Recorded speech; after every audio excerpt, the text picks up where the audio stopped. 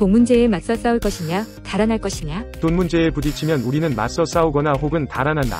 사실 마음이야 싸우는 것보다 훨씬 쉬운 달아나기 쪽으로 쏠린다. 우리의 모든 반응은 고통이나 쾌락의 예상에 따라 일어난다. 우리 마음은 쾌락을 즐기고 고통을 피하고 싶어하는 것이 일반적인 법칙이다. 이런 탈출 반응은 사람마다 다르다.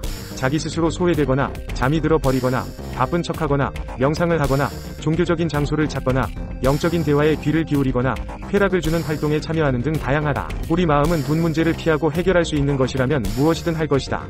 따라서 문제가 일어날 때마다 당신의 마음은 동일한 탈출 패턴을 만들어낸다. 이런 행동은 현실을 직면하고 싶어하지 않는 이들이 보이는 것이다. 그들에게 현실은 고통스럽고 불편한 경우가 많으니까 말이다. 당신이 탈출의 대가라면 당신의 마음은 지극히 환상적인 상태를 만들어낸다. 그러면 너무 편해지기 때문이다. 이것은 옳은 반응이 아니라는 느낌이 막연히 들지만 그래도 어쩔 수 없다.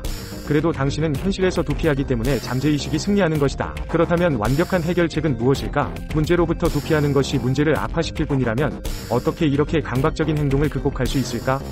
이를 위해서는 구체적인 탈출의 기제를 이해해야 한다.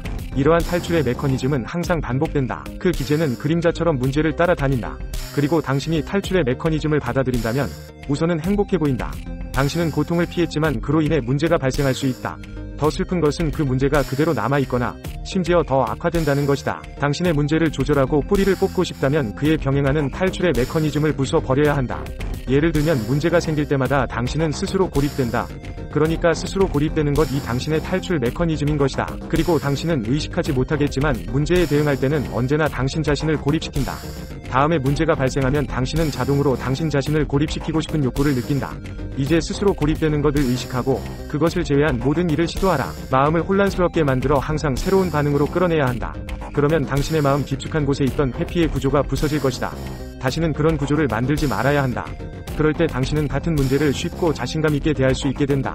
이렇게 해서 낡은 문제는 산산이 파괴된다. 유용하게 보셨다면 검색창에서 성필원으로 검색 부탁드려요.